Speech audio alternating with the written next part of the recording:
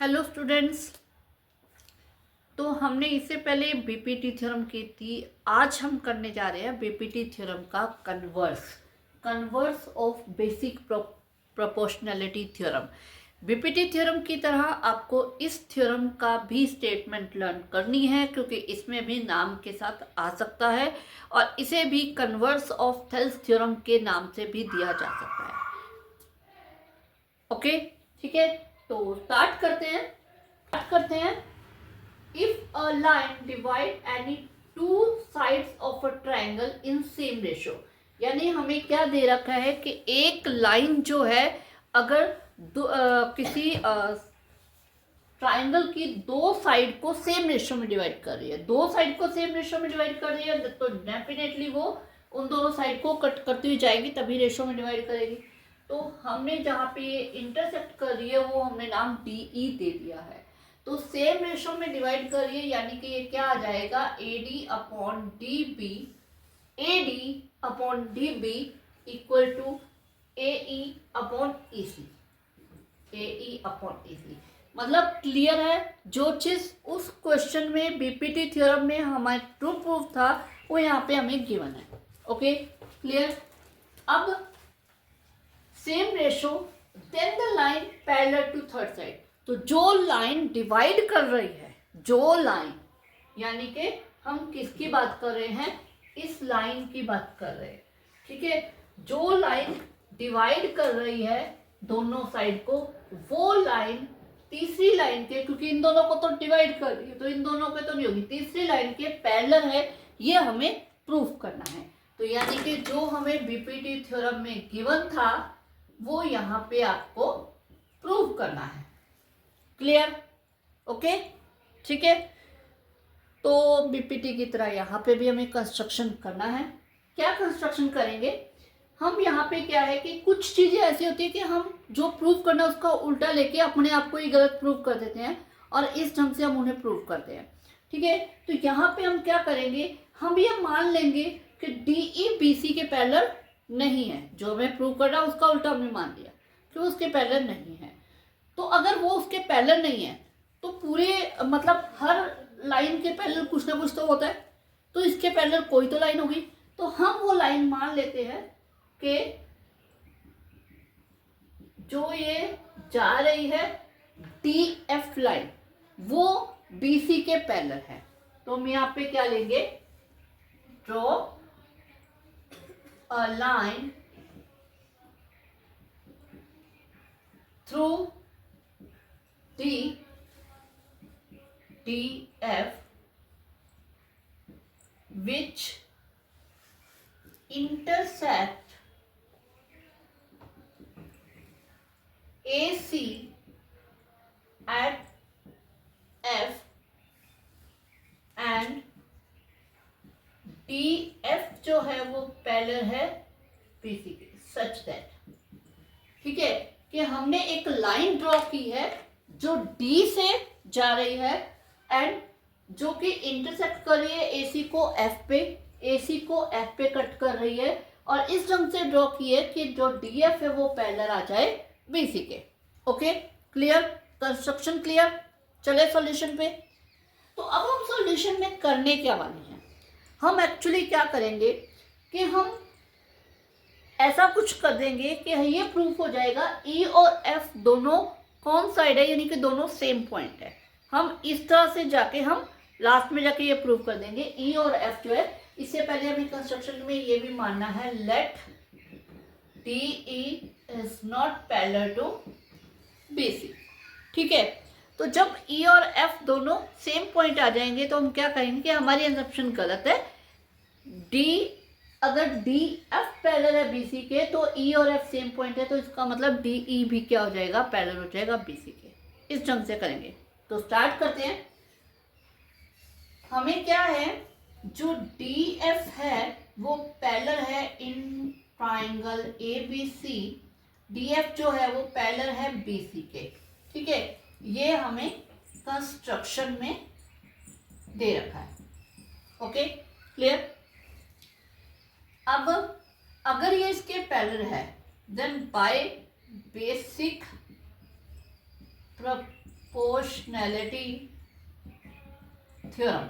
अब basic proportionality theorem क्या कहती है, अगर ये लाइन इसके पैरेलल है तो ये लाइन बाकी दोनों लाइन को सेम रेशियो में बांटती है, यही है, यही कहती है बेसिक प्रोपोर्शनैलिटी थ्योरम।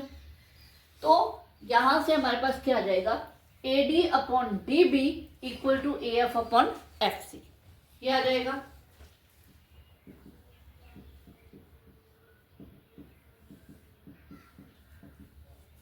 क्लियर, ये आ गया। इसे हम 1 मान देते हैं, बट हमें गिवन क्या है, दिख रहा है, AD upon DB is equal to है AE अपॉन EC, ये हमें गिवन है। ठीक है, अब हम एक चीज देख लेते हैं, AF अपॉन FC किसके इक्वल है, AD upon DB, same AE upon EC भी AD अपॉन DB के इक्वल है। जब दो चीजें सेम चीज के इक्वल है तो वो आपस में इक्वल होंगी, यही है हमारा पोस्टुलेट सेकंड। तो यहां पे हम ले लेते हैं from 1 and 2 AF upon FC equal होगा AE अपॉन EC के। क्लियर है, ये आ गया। अब हम इसे क्या करते हैं, पहले हम इसे रेसिप्रोकल कर देते हैं।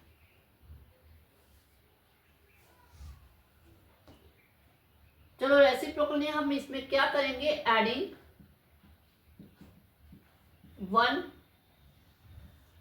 बोथ साइड, दोनों साइड हम इसमें 1 ऐड करेंगे। प्रॉपर्टी है पीपीटी थ्योरम की, वही हम यहाँ पे अप्लाई करने वाले हैं।